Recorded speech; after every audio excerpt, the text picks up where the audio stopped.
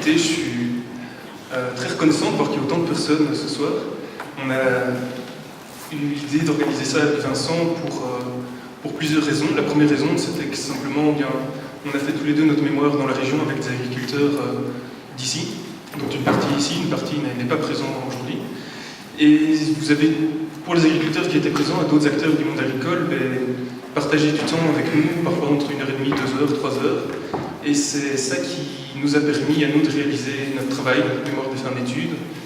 Et voilà, une fois que vous nous avez consacré ce moment, c'était, je pense, des moments de partage et d'échange relativement profonds pour nous, outre le fait que ça a été un outil de travail pour la suite. Et du coup, on disait plutôt qu'après partir, s'évader dans la brousse, c'était important pour nous de faire un retour auprès des agriculteurs de voilà, quelle était la finalité de ce travail, quels sont les apports qu'on aura faits, dans le but non seulement de vous le restituer, mais avant tout d'avoir un petit échange avec vous. C'est pourquoi aujourd'hui il y aura le moment de présentation et surtout le moment de débat qui nous intéresse tout autant. Et donc, ça c'est un petit peu l'objet de pourquoi est-ce qu'on a voulu se réunir avec vous ce soir.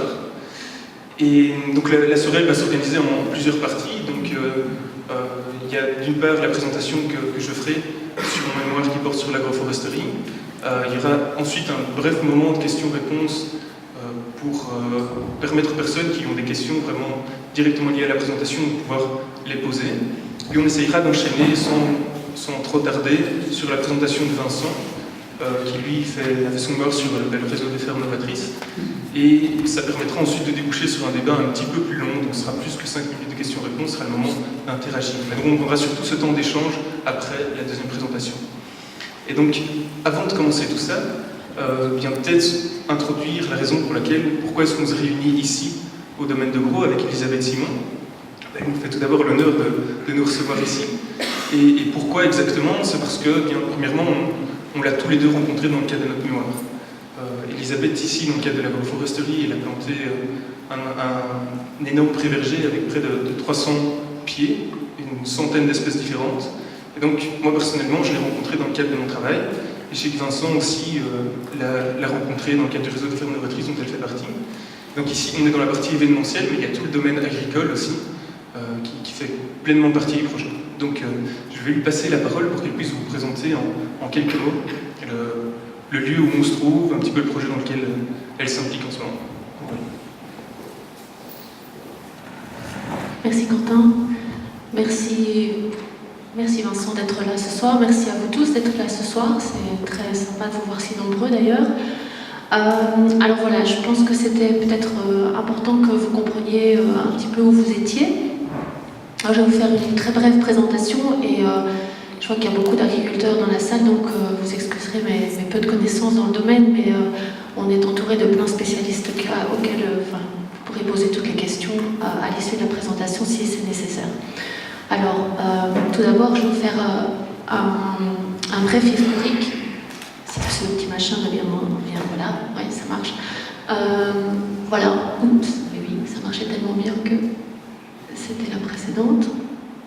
Voilà. En fait, vous êtes dans une ferme qui date de 1492, donc ça fait déjà quand même un bail. Elle est dans la famille depuis 1873 et ça a toujours été une ferme.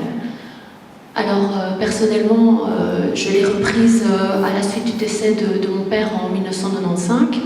Et ce qu'il faut savoir, c'est que je n'avais pas du tout anticipé ce parcours. J'ai suivi des études de sciences économiques. J'ai été dans la finance pendant pas mal d'années. Et puis voilà, cet événement un peu malheureux m'a fait revenir ici. Et ça a été un petit peu le cri du cœur. Et je me suis lancée dans l'aventure. Alors on peut voir sur ces photos anciennes que le visage de l'agriculture a énormément changé et bon, vous le savez tous, mais c'est vrai qu'on n'a plus beaucoup de fermes qui ressemblent à ça. Alors voilà, quand j'ai repris, mon père m'avait laissé un endroit qui était très bucolique avec un maillage écologique très important. Il était lui-même ornithologue et naturaliste. Et donc ça lui avait beaucoup importé de soigner l'environnement et de replanter beaucoup d'arbres. Il avait creusé de nombreux étangs. Voilà, par exemple, il y en a 14 en fait sur toute la propriété. Et seulement, curieusement, au-delà de ce maillage écologique impressionnant, les champs eux-mêmes étaient cultivés de façon intensive. Alors au début, j'ai bien sûr continué ce qu'il avait fait, et puis c'était le progrès à l'époque, hein, donc on ne se posait pas trop de questions. Mais moi qui n'y connaissais rien à l'agriculture, j'ai dû beaucoup me documenter, j'ai lu beaucoup, j'ai rencontré pas mal de personnes qui m'ont beaucoup aidée. Il y en a qui se reconnaîtront ce soir dans la salle. Et petit à petit, j'ai pris conscience de l'état de la planète et de ce que lui faisait l'agriculture intensive. Et peut-être aussi le fait que de faire une agriculture autrement pouvait résoudre tous ces problèmes et qu'on parlerait beaucoup moins de problèmes climatiques, d'érosion des sols, de pollution des nappes phréatiques, enfin j'en passe, tous les problèmes qu'on rencontre de nos jours. Et petit à petit, j'ai évolué de nouveau, parce que j'ai rencontré les bonnes personnes, vers une agriculture qu'on peut appeler raisonnée. Et puis, on a testé des tas de techniques, le non-labour, les techniques simplifiées, le semi-direct, on s'est pas mal amusé avec tout ça. Et puis, mais néanmoins, au bout de cette expérience, j'étais quand même encore frustrée de devoir utiliser de la chimie.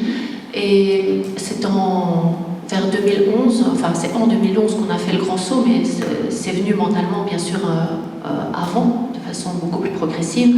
Je me suis dit non, vraiment il faut passer au bio, c'est plus possible. Et c'est là que, voilà, en passant au bio, j'ai dû relabourer et ça m'a vraiment été loin de voir ce que ça faisait au sol en fait, de devoir relabourer. Et j'ai voulu un petit peu synthétiser deux techniques qui étaient voilà, les techniques du bio et peut-être celles que j'avais apprises avant qui étaient le non-labour. Alors, je passe juste brièvement sur ce que Quentin évoquait. Hein. Le premier projet qu'on a fait, c'était le pré-verger, qui n'a rien à voir avec ce que je viens de vous dire, mais qui a changé énormément le paysage que vous avez vu dans la photo précédente. Donc voilà, ça c'est un des premiers projets qu'on a mis en route. Et puis là vous voyez ce qu'on a, enfin c'est le plan de la ferme avec le plan de culture pour cette année. Et un des grands changements pour réunir ces deux techniques, qui est la technique du bio, donc pas de pesticides, pas d'engrais de synthèse, et ne plus pouvoir toucher au sol non plus, puisque ça c'était un de mes désirs, on a dû changer pas mal de choses à nos pratiques. Et un des grands changements qu'on voit là sur ce plan, c'est qu'on a redivisé tout notre parcellaire avec toutes ces petites lignes. Donc en fait maintenant on a des champs qui font à peu près maximum 2 hectares. Et toutes ces petites lignes que vous voyez en gras, ce sont en fait des bandes aménagées de 3 mètres, dans lesquelles il y a différents couverts, trois différents couverts en fait, qui permettent aux alliés des cultures de nous aider, enfin j'espère, en tout cas c'est ça l'idée, c'est de leur faire un lieu de nidification, où ils se sentent, où ils peuvent s'abriter en hiver, etc. Et de nous aider ainsi à protéger nos cultures qui sont bien sûr bio pendant la belle saison. Alors ça c'est un des grands changements qu'on a fait cette année. Et alors une deuxième technique qu'on a mis aussi en place, ce sont les couverts en interculture, ce qu'on appelle les biomax.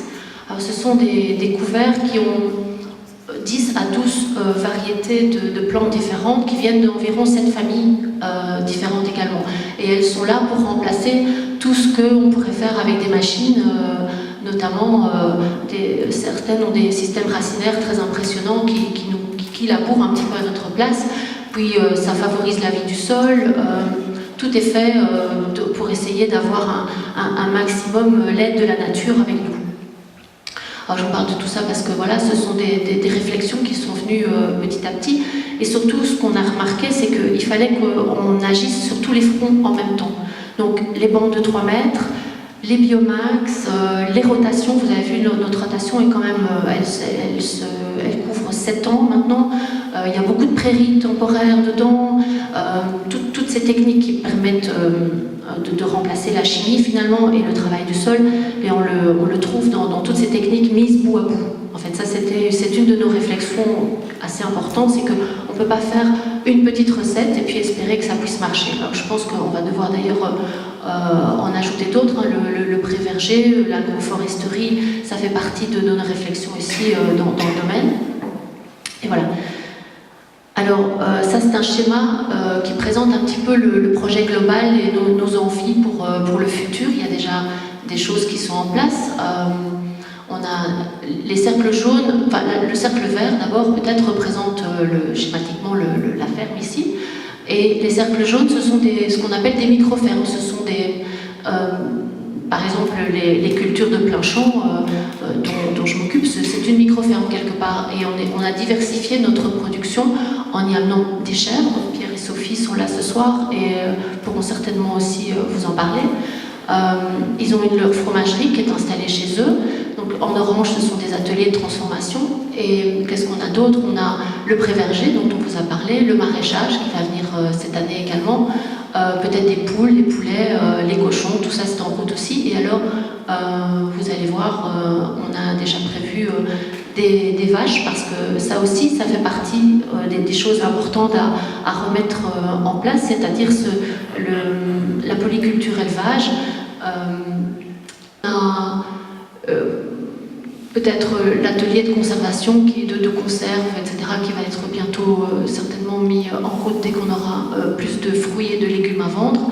Et voilà, ça c'est un petit peu un projet ambitieux, mais on est en train de remplir chaque petite case au fur et à mesure, et on pourra vous présenter quand même quelque chose d'assez concret d'ici l'année prochaine ou l'année d'après. Donc voilà les chèvres. Ce sont une race ancienne, ce sont des poitevines, qui étaient, enfin race ancienne, plutôt race menacée. Voilà, il n'y en a plus que 3000 de ces chèvres en France, et il n'y en avait quasiment pas en Belgique. Donc Pierre et Sophie ont fait quelque chose de très intéressant. Alors ça c'est nos Angus. Donc ce sont des vaches qui vont arriver ici dans un mois exactement. On est assez content parce que tout s'est déroulé tout à fait comme on voulait, et elles vont aussi beaucoup apporter au système. Voilà, je crois que je vous ai dit l'essentiel du projet. Je pense que maintenant je peux laisser la parole à Quentin et à Vincent, et on pourra passer aux réponses et aux questions bien après.